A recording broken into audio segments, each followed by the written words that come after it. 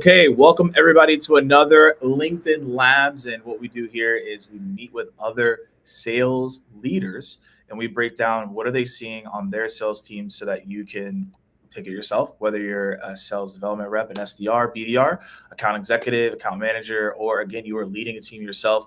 Our goal is to just get in the lab here, figure out what experiments people are running so that you can go run them yourselves. And as we start out this conversation, as I always say, where are you tuning in from? We always like to see where people are at across the world. We always have a pretty international audience here, and some people even are tuning in at midnight, and I appreciate that. But also, as well, let us know if you had any wins this week too, as part of it. So, Megan, how are you feeling today? Feeling great. How are you, Morgan? I'm doing good. I'm doing good. It's a Friday. Can't complain. Somehow, it's almost August, and I don't know how I feel about that. I feel like it's gone so quick this year. It really has. I don't know how to feel either.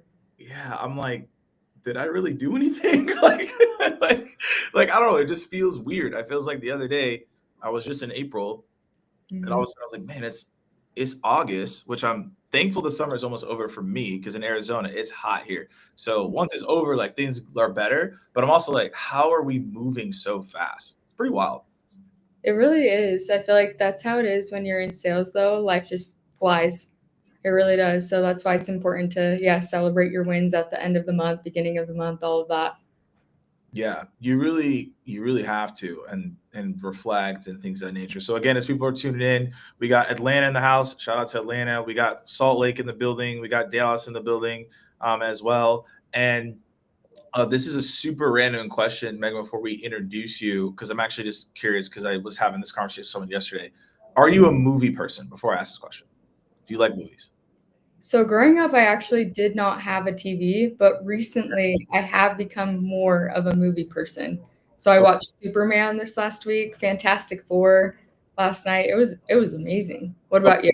Okay, so I am a pretty big movie person, and I Mm. recently because like the movies are like okay, I actually want to see this like Superman. I'm actually curious on your thoughts. Or any, by the way, in the chat, has anyone else seen Superman or Fantastic Four? Want to comment on it?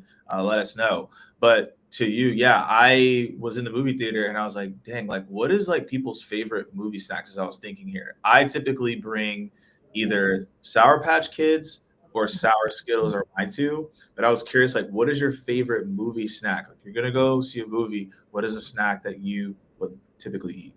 So I'm a huge snacker across the board. Like most of my meals are just a handful of snacks combined in a plate. But I would say Nerd Clusters is my number one. And then I'm a huge Twizzlers fan. Like any candy, honestly, Morgan, just sign me up for that. Easy. Popcorn, please sign me up for that. What kind of popcorn though? Like, it's like no butter popcorn or like caramel, a lot of butter. This is important. This is an important question. Oh, butter, obviously. If you don't put butter on popcorn, you're psychotic. There are some people that do If not you like butter and they are psychos. popcorn, that's unacceptable. Same thing with salt. Like there has to be a little bit of salt.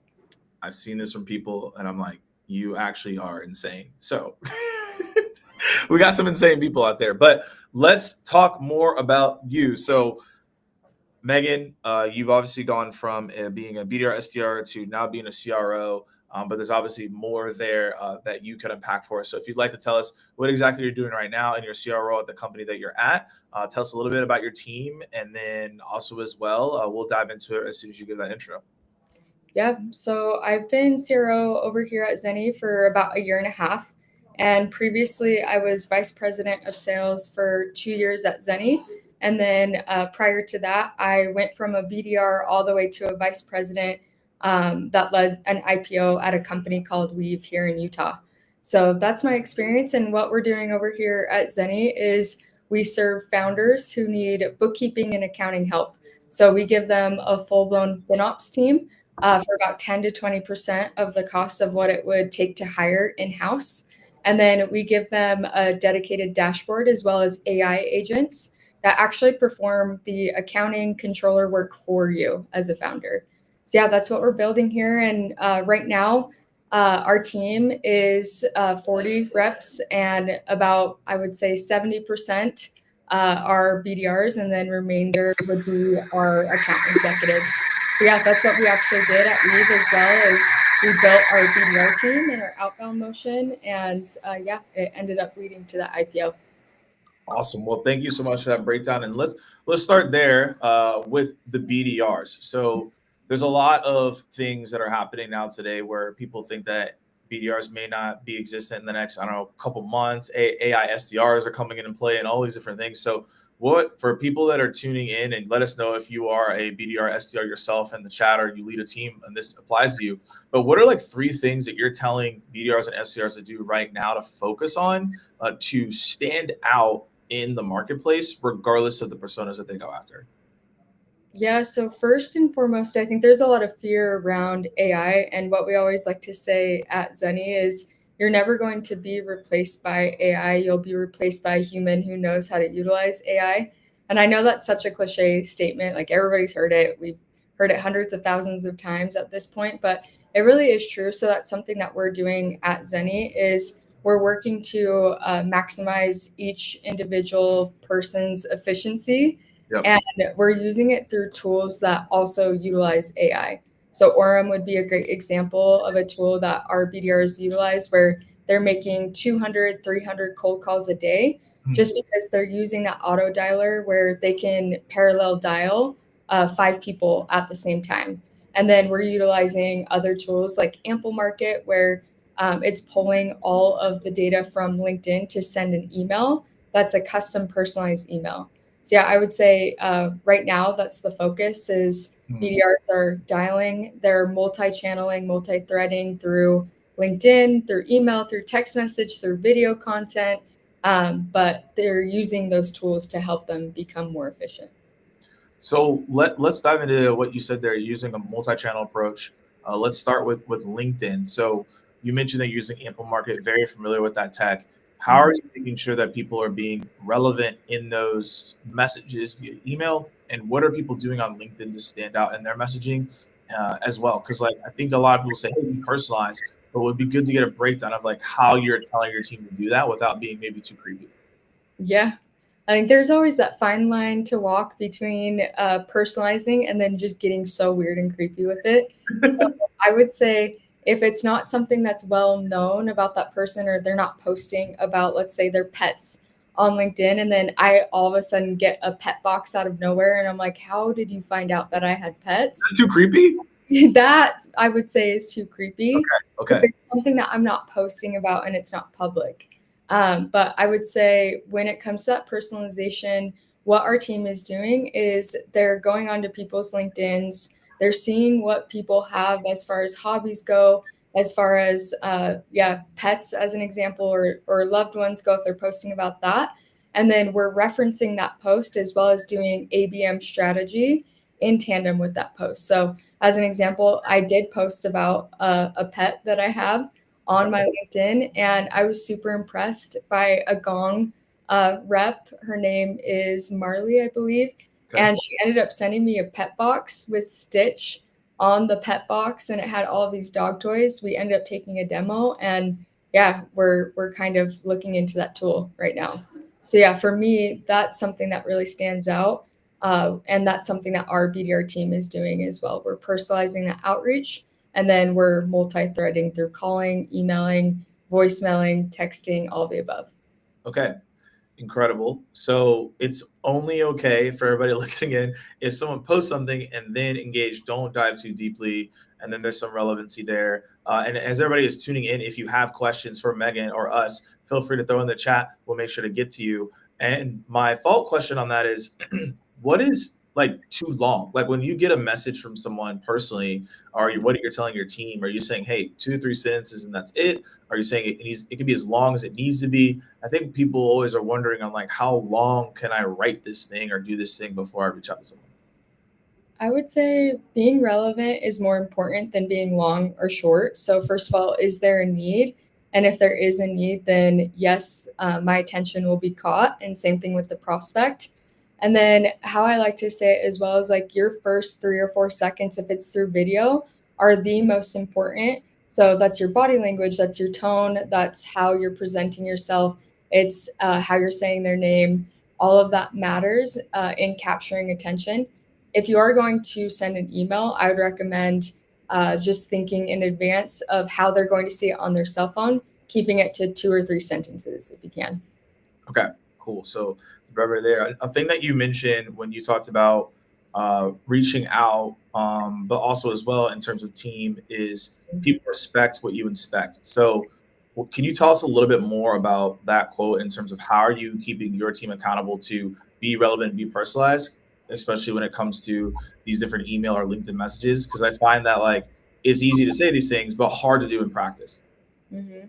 So I love that quote just because if you roll something out but you never check on it ever again, then it's going to be hard for people to follow that new process or those expectations if they know that what they do doesn't matter. And usually, what signals what somebody does doesn't matter is if you're not following up and following through as a leader to enforce what you had just rolled out. So, yeah, I would say an example for us is weekly call reviews, weekly sequence reviews that we're doing as a team, just to make sure that we're all doing it the same way. Of course, we're putting our tone, our spin on things, Yep. but I will say sales is very much a process. We're KPI driven. And I think what's difficult with people going into sales is they don't recognize that, yeah, there are metrics that add up to the close one deal in the end. Yeah, that actually leads into Adam's question. And Adam, appreciate your question here. He's asking, is there ever too much technology versus the human experience in sales to help drive the SDR space? I'd even add that even to the seller space as well. Like how are you making sure you're not using too much technology so people treat it as a crutch? And then you talk to them and they're like, wait, I forgot how to write a message. And you're like, wait, that's not the that's not the point. Like you still need to be able to write. So how are you making sure that you're balancing those? And then how does your tech stack look like in terms of that? Yeah, I think it's about keeping things simple, Adam, and it's about also reducing friction for your prospect. So, are we making things easy? And I know like deal rooms, as an example, are a hot thing right now. But for me, as a CRO, I personally am not going to be utilizing them because it has made a couple of deals more complicated by involving people that maybe shouldn't have been involved. Yeah. So, for us, it's about keeping it simple, and then for us, it's about being efficient in what matters. So when it comes to our BDR world, we have our BDRs dial 200, 300 dials a day. They're utilizing Orem. Previously, we were using Phone Burner, where Mhm. they were only able to get to 80 dials in the same exact time frame. So you can see we've doubled that number for the BDRs, just getting more efficient. So yeah, I think it's about using the right tools, not using more tools. Okay, Adam, let us know if that helped answer the question. If we need to get back to, we can. Appreciate y'all asking questions. Let's keep it going. Here is they're asking you. You mentioned text as a form of outreach, Mhm. and they have seen posts from personas and different buyer targets that call out that they don't want people texting them and they feel it's invasive. Is it best to just lean forward into texting or adapt it based on the persona you're targeting? I would adapt it based on the persona that you're targeting. Me, as an example, I will not pick up a cold call ever. You Uh, don't know you're one of those, Megan. Come I on. I'm in back to backs all day, and I just text. So for me, if I'm in the middle of a meeting and I'm getting a cold call, I'm never going to pick it up. But if you text me, I will look down at my phone and I'll be able to text you back. I would say one play that's actually worked really well for us recently. I just helped one of my team members sign up somebody. It was a $35,000 deal over a FaceTime call. So this rep had been trying to call them for about 3 months. We did a demo with them 90 days ago. They weren't picking up. So we tried calling from my cell phone. They didn't answer. I texted them. I said, "Hey, it's Megan. Do you have time to chat?" And then immediately respond back, "Yes." And then we FaceTimed him. He signed the contract on that call. So I would say it's not a one size fits all. And if somebody is going to say they don't want you to text them, then just say, "Aye, aye, Captain, sounds great. I'm not going to text you." So, yeah, it's okay to be told no. So I think there, to contextualize that as well, you're saying once the relationship has been established, it's a FaceTime call, texting, et cetera, is great. But what if someone were to cold FaceTime you? I've seen we've seen this before on LinkedIn. Would you accept those, or like that's out of bounds? Just so everyone can be clarified here moving forward on what they need to do. I'm gonna get so many cold FaceTimes after this. To be honest, I would be more open to accepting a cold FaceTime call than a cold call. And the reason why is because it does feel more personalized. And I respect the grind as a sales professional as well. I've been in sales for 13 years, where I know how difficult it can be. I started as a BDR. I know how hard it is. I was a top performing account executive. I know how difficult that is as well. So for me, I'm just like, hell yeah, let me answer the FaceTime call. And if I don't want to, then I just decline it and then block the number. Wait, so you're really a rolling dice here. So either you're gonna respond and accept it, or you're like, I'm not feeling today, I'm gonna block it. So you're gonna catch you gotta catch Megan in a good mood. I mean, timing is everything. It It is. it really truly is. It's everything, and then it's the relevancy. So if I know that I'm in need of a certain tool and somebody's FaceTiming me and they've tried texting me before, I didn't respond. They left me a voicemail, I didn't respond, but I know it's a tool I need. Then yeah, for me, I respect the work ethic. I think sometimes it is easy to get lazy as a seller and to not do multi-channeling, and so I look at it as, yeah, like you're a hustler. Let me try to answer your FaceTime call. Okay. So you're now going to get the most FaceTimes that you've ever received in your life. So there you go. But I also, we're talking about the motion. We've talked about different ways of approaching certain things. We're talking about calling. Also, in this conversation, what I like to bring up is, how do you feel about your reps posting and sharing online? You yourself have shared a couple of videos, you shared some posts. I'm curious on what led you to wanting to share yourself, because that's always different from the leader sharing versus the rep sharing. But what's your take now that we're in this world? I'm a BDR, or maybe I'm an account executive listening in. Everyone's telling me I need to go create content and that I need to put myself out there on LinkedIn. What's your take on that as a CRO on what people need to do to stand out? I mean, my whole thing is be genuine with how you're posting. I think there's a lot of noise right now on LinkedIn, and you'll notice that I don't post every day. I'm so terrible at posting every day, even every like once a week. I desperately need help with that. But I would say if it's something that has helped you and you think it could be valuable to share, then share it. What you'll see is a lot of people are sharing just for the hell of it because they want the likes, they want the views, they want the attention versus beginning with the end in mind, I think is important. So, like one of my most recent posts, it went viral. And what I thought before I even posted it is, could this actually help someone? Yes or no? The answer is I thought it would be a yes. So it's like, okay, that's great signal number one. And then number two, like what would younger Megan have wanted to hear in a BDR role, AE role, VP role, all of that. So I was beginning with the end in mind of like, who am I talking to and what message do I want to convey? And I would say the people that are going viral and they're doing really well, you'll notice that the trend is that they focus on other people, not on themselves. The people that are not doing great, but they really want to be influencers, are the ones who make it all about them on LinkedIn. Yeah, that's true. We want to be able to serve that audience. And I want to like dive even deeper. Like, what if you are a sales rep? You're on LinkedIn. You're like, hey, I need to build my brand, but you need to build your brand in industry in your space. And let's say you don't sell to sales leaders. Let's say you sell to, I don't know, IT. What are the ways that sales reps can show up to get in front of that audience when they probably don't care about the cold call technique that you have? They care about like obviously their needs and use cases. Yeah, I think it's about placing yourself in your prospect's shoes. So, like, do you know an IT person in real life? And if you do, you'll find that most of the time they're introverted, they keep to themselves, they're either in person or they're working remote. So, it's really just like placing yourself in the day of a life of an IT person and thinking, okay, if I'm an IT person, how would I respond to this message? How would Yep. I respond to this ABM strategy? If you're selling to IT, I guarantee you they would love like a gift box of some sort. I don't know what it would be, but I doubt they hardly ever get it because Yeah. IT is so behind the scenes and they're probably not as appreciated as other roles that are more vocal. So I think at the end of the day, sales is really about making it about the other person. And all anybody wants is to feel like they're important and they're seen and like they matter. So how can you make that IT guy feel like he matters?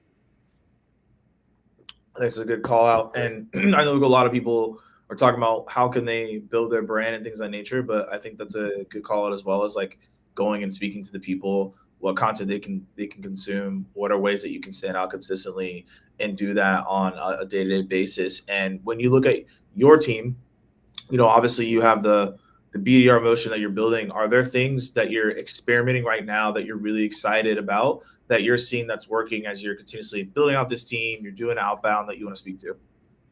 Yeah, one thing that's worked well for us is intimate dinners with our prospects where we're targeting, let's say, 30 to 40 perfect ICP accounts. And then we're holding a really nice dinner at a steakhouse for those accounts. So we're seeing a 5x return on investment for that specific motion. Where for me as CRO, I know that if I want to get 5x on my money, let me hold another dinner just because we've done a few now and each one has that same exact return. I think if you're looking to build out a team, once again, it's not a one size fits all, but me as a CRO, I'm looking at CAC by channel on a monthly basis. So that way I know where to shift my money and what's going to make my money go further. Can you walk us through how are you getting people to the dinner, right? I think of like a lot of people get invited to dinners, but then Mhm. you're like, all right, well, I'm invited to 10,000 of dinners, right? So how are you getting people to actually show up to them, and like what channels are you using? Are you calling them? Are you like sending them a LinkedIn message? Like what's going on there? Yeah, we're cold calling them, we're sending them a LinkedIn message, sending them a LinkedIn video would be another example. We're texting them, we're sending them a video through text, just introducing ourselves, saying, hey, we'd love to have you at the dinner. And then we're also thinking, okay, how could this benefit these people being at the dinner? And usually we'll have very high caliber people at the dinner that they could also sell to. So Mm. once again, I'm making it about them. And I know that, let's say they're a e-commerce brand that's targeting fitness influencers. If I can get other fitness influencers to that event, then I'm already helping them because they're trying to make their business go as well. So yeah, I would begin with the end in mind. Like always think of what would benefit this person and how can I target my message so that they're getting something out of it and it's not just about me. And let's say I want to do these dinners, but I don't have I can't go to like a nice spot. I don't have the money to go to a nice spot. What are some ways that I can start out inviting people to those dinners? Because the reason I asked that question, and for everybody listening in, I talk a lot about like how you have to go from URL to IRL. So how do you take these digital relationships that you built over time or you've been selling to or whatever, and how do you get them in an in-person environment, which obviously increases the depth of relationship you have with a person. So my question for you is like, did it always start off like, hey, we just start off with nice dinners, or did you like say, hey, we picked this spot to begin with to test it, then it worked, then we got a nicer spot. Like, how can you start this process if you don't inherently have a lot of money in the beginning? I would say if you can start in person, that's always the best way to go. And how we actually started our team here in Utah was over at the Kiln building. So Kiln is very similar to a WeWork, where we were in a building with about 200 other startups, which startups are a perfect ICP. And so we were becoming friends with these people. And Kiln was such an amazing sense of community where I would say they also gave other resources to host events at the Kiln building. So examples of events that we ended up hosting was a breathwork session. So that's $0 if you know somebody who knows how to lead a breathwork or yoga session.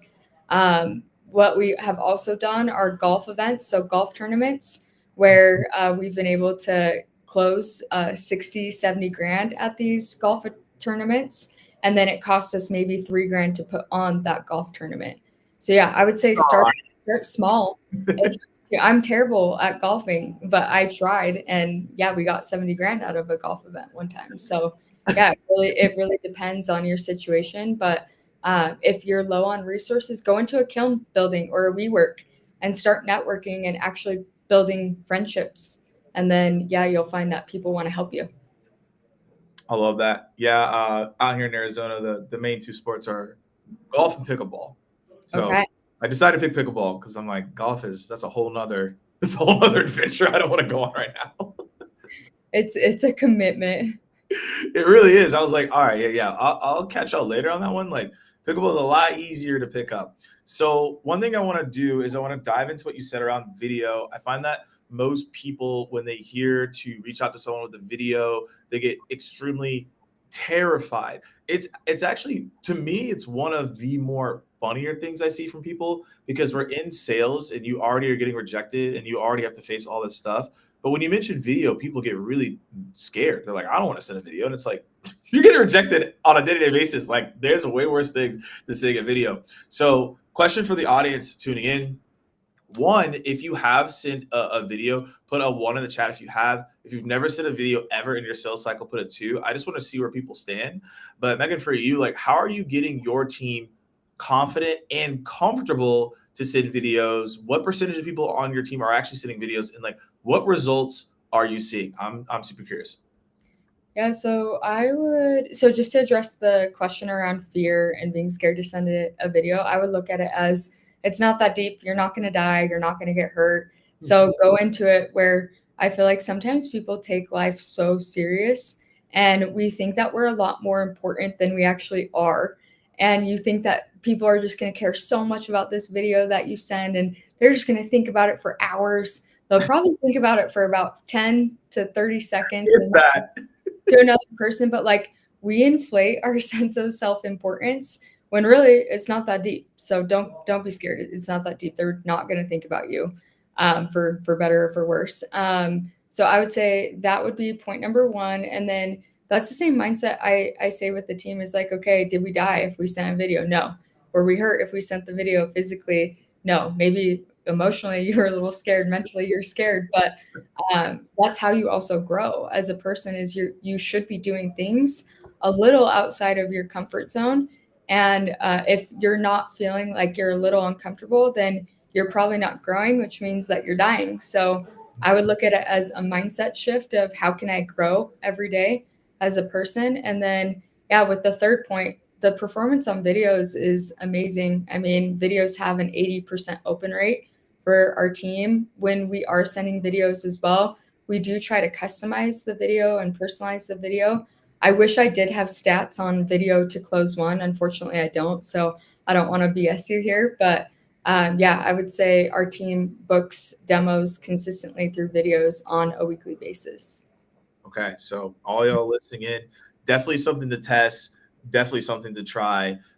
When to be a little bit more granular here too as well. When people are sending these videos, have you seen a certain style work? And so what I mean by that is, are you saying that people are outside walking around? Are people like sitting at their desk? Like, what have you seen from your team? Like, oh, when we do this type of video, it's working really well. Yeah, usually they're sitting at their desk and they're sending a custom email around the dashboard for Zenny in tandem with the video. So they'll reference an email that they sent over. They could also reference, let's say, a gift card that they sent over, saying, "Hey, we'll buy you lunch if you take this demo. Looks like you're in need of a dedicated FinOps team. Let us prove to you that Zenny's the perfect partner for helping you with your finances." So it's, I would say, not even just a video, it's in tandem with another motion. So it's a video in tandem with the text message, it's a video in tandem with the LinkedIn uh, commenting back and forth. So it's that multi channel approach that we're seeing working. Yeah, and that's what I always tell people is that when you look at a multi-channel approach, you don't really know how someone is going to respond to each channel. So this is a prime example. You just said, "Hey, if someone were to cold call me, I'm not going to answer at all." Okay, but there's some people I know where they answer every cold call. Now, those people are a little psychotic, but like they will do that, right? And so if you were to send me an email, like I do not like reading emails. So the chances of me responding to you is like the lowest of the low, but obviously send me a LinkedIn message is high, right? So that's Mhm. why I always like tell people the multi-channel approach is important and really layering in right that LinkedIn component with the brand content, et cetera, to do that is super critical. So obviously you've built from obviously you were just starting out as a BDR SDR. You've seen what's going on there. You've scaled the team up to a large amount now.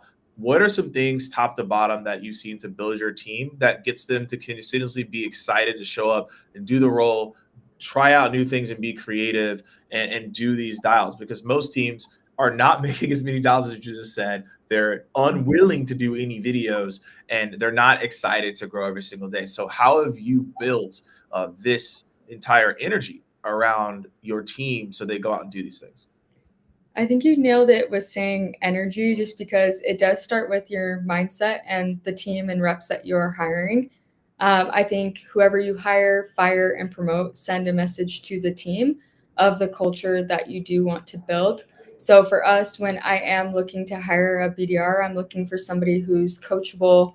I'm looking for somebody who wants to grow, who is not okay with being mediocre, as an example. Somebody who's asking amazing questions, so somebody who's curious, and then somebody who can execute. So like in the hiring process, we require that they do homework, and then we're reviewing the homework. So that would be an example of who we're looking to hire as far as profile goes. And then as far as team engagement goes, what we've been doing that's been working really well is competitions. And we'll do things like pair up account executives together, and whoever gets in the most revenue between beginning of the month to end of the month will win a prize of $500, and they have to purchase that prize in front of the team. So that way we're making sure that they're actually using the incentive that they got. So I think keeping things fun and light are really important as well. And in sales, we face a lot of rejection. And so I would say making fun a priority is something we try to do. So yeah, early out incentives would be another one for the BDR team. We've done shoe incentives, competitions, pairings, all of that. You're handing out, you said shoe, like Jordans? You give out Jordans? Like we'll say, hey, pick a pair of shoes for under, let's say, $300. Okay. So yeah, each person could pick a pair of shoes, and then if they win the incentive for, let's say, most completed demos in a week, then they would get the pair of shoes, and they have to purchase it in front of the team to make sure, once again, they're actually rewarding themselves for doing an amazing job. Okay. Mm-hmm. So yeah, if you're in in route to look for something, definitely go to a mega scene. They're giving out shoes, prizes, everything. But that's what you have to do. You have to keep the energy high though, Yeah. because it's really hard in just overall today's environment with how difficult things are. But also like most people probably are, what you do, are most everyone coming in person every single day, or is it mostly they're on virtual? Like how do you set that up? Yeah, it's 4 days a week in office and then 1 day remote. Okay. Okay. So we have a question that came in here on the videos. So I want to go back to this. Any stats on how videos performs when it's part of the multi-channel outreach strategy? Does the open rate increase even further? Mhm. So open rate we're seeing is 80% plus with our videos. I don't have additional stats. I think I just said that a couple minutes ago in regards to close rate, but we are seeing videos having the highest open rate. Yep. And part of the reasoning why is because people are so bombarded with cold calls. I would even say text messages. But when it comes to video, it's not as common. And so there's that brain pattern recognition from their end of saying, I haven't seen this before. Let me open this. And I do the same exact thing. So you could cold call me, you could text me, you could LinkedIn DM me. I probably won't respond, but as soon as I see a video, I just respond to it because I'm like, wow, that person really went above and beyond to Yep. try to get my attention, and it actually did captivate me. Again, y'all are hearing it here first. Make more videos. I've been telling y'all this, so you continuously keep hearing it. Final questions here. And again, as we wrap up, if you have any questions, feel free to continuously keep the chat going. Y'all have had some really good stuff so far. And the question that I have is, as you have grown throughout the ranks and you've seen outbound when you did it in the beginning to now, what is the number one thing, or it could be multiple things, that you think is very underrated right now that people are not doing that they should do more of? In person visits would Okay. be super important. at least from an account executive perspective, Yep. especially if there is, let's say, a enterprise deal involved. So in-person visits, if you are near a WeWork as an example or a Kiln, I think if you're a BDR and you know your prospects or your ICP are going to be in that building, make sure you go to that building. Events are huge as well for that. So local meetups, local events pertaining to your ICP. But yeah, I would recommend in person. People are so bombarded by their technology, and I think there is this exhaustion surrounding tech where people are craving that human connection. So if you have a chance to do that, I'd recommend. Yeah, I definitely agree with that. I mean, kind of goes back to what you said earlier around like just getting around certain places to be social, networking with people, having the chat. Like that's obviously going to be super critical and very important. And you have to kind of think about how everyone right now is so AI driven and things of that nature that they forget actually connect to the human, which is like my last question here. AI in itself, this question is a rabbit hole because AI is a rabbit hole and what you can do and what you can't do with it. Mhm. But if someone was tuning in right now, I'm in. I'm a seller, maybe I'm a leader, and I know that I need to do a and use AI, but I have no idea where to start. Where would you recommend people starting and or what to start to think about when it comes to AI so they can use it themselves? I would recommend a cold calling tool like an Orem for tooling as an amazing place to start. So you do look at cold calling versus emailing stats as well. And I would say about 75, 80% of our revenue from the BDR motion comes from cold calling. So that would be the most beneficial. It's the hardest. So not a lot of people are going to want to do it if they're starting a sales team or if you're founder led sales.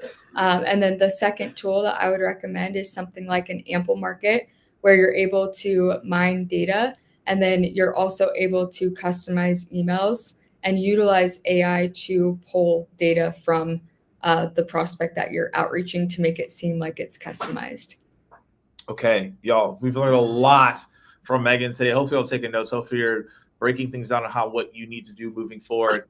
Again, in the chat, if you have any lasting questions before we get out of here, feel free to ask away so we can dig in. Megan, any lasting shout outs you want to make to anyone or any lasting piece of advice that you want to give people as we I'm laughing because next week is August, as we were all laughing about it earlier. What do people need to do to finish strong for the remainder of this year? I would say do a mental reset if you need it. Make sure you're taking care of what's up here before you're picking up the phone. And I would say every day is the day to do a mental reset. I think there are a lot of burnt out sellers, so self care has been really important for me as well as my team. And then making sure that you are doing those daily practices to take care of yourself. So how I like to tell my team or talk to my team on this is there are multiple categories of life. There's your spirituality, there's your work, there's your finances, there's your physical fitness, your mental health. So I would do a spot check on where you're at in each of those categories and then write out things that you can do to improve each of those categories. Yeah, just to make yourself in a better headspace, if so. Yeah, I want to co-sign what Megan is saying. I did that in December to start the year, and it really set a good intention for what I need to do for the first 6 months of the year. And I'm actually going to do that again this weekend. Of like, okay, where am I at? Like, and what can I do to continuously evolve myself as a person, but also remove things that like no longer serve me that won't be helpful. Because I think sometimes we have things that we do that are just no longer helpful. It's not more of what more things we need to do. I found that it's more just what are the things we need to stop doing completely. like stop doing that. It's not helping you. That's such a good point. I think it's easier to stop doing things than to add practices in. 100%. So, we have some very quick fire question I'm going to ask. I think someone asked about affiliates programs on socials. I just say, like, when it comes to affiliates, just from my experience in doing brand deals, it just depends on like what you're trying to accomplish. Like, if you want to do an affiliate deal to test out a product to showcase that people are interested in their product, so you can get a brand deal, I recommend it. But like, it just depends on what the actual deal is and what you should do it or not, right? So that was the affiliate. And then I follow up question on someone said buyer and user engagement is lowest win. Megan, do you know what this person is referring to? If not, maybe we can get a clarification on what they're trying to ask there. I'm not aware of what they're referring to there. Maybe it could be in regards to like a cold call versus a text versus a video. So just recapping what we spoke on, video has the highest engagement. I would say for me personally, a text will get you more engagement with me than a phone call. Okay. All right, y'all. I believe we've answered all the questions here, unless someone comes in rapid fire. I gotta have the DJ horn. What's going on, y'all? Hopefully, y'all had a good time hearing from Megan, and now you have some tactical things on what you need to do. Whether this is a refresher of like, man, I've been meaning to do that. Well, now this was your sign to go do it. But also, I really want to double down on what Megan said, because I believe in most content in most organizations this is missed, because everyone's so KPI and outcome driven, which is obviously we need to hit our goals, but really take the time this weekend to reflect on what are you actually doing right now personally. This is a perfect time to do a reset. We have five, half months left. So really take the time to be like, how am I mentally? How am I doing spiritually? How am I doing with my health? Right? These are things that are going to help you to perform better at what you do. So, Megan, thanks for taking the time across everything across the board. I know there's a lot of things that you've been doing, so I appreciate you taking the time. I just want to actually ask a real quick question here. It's from Scott. Have you used any of the virtual SDR tools for voice calls like Singles AI or others in addition to the human teams? So we've utilized Ample Market, and there's a tool within Ample Market that does signal if somebody's hiring for a controller, bookkeeper, accountant role. But I actually haven't utilized or heard of signals.ai, so I'll take a look at it right after this. Perfect. Awesome. Well, thank you all so much. Have a blessed Friday. Have a good weekend. We'll see you on the next LinkedIn Labs, and y'all have a good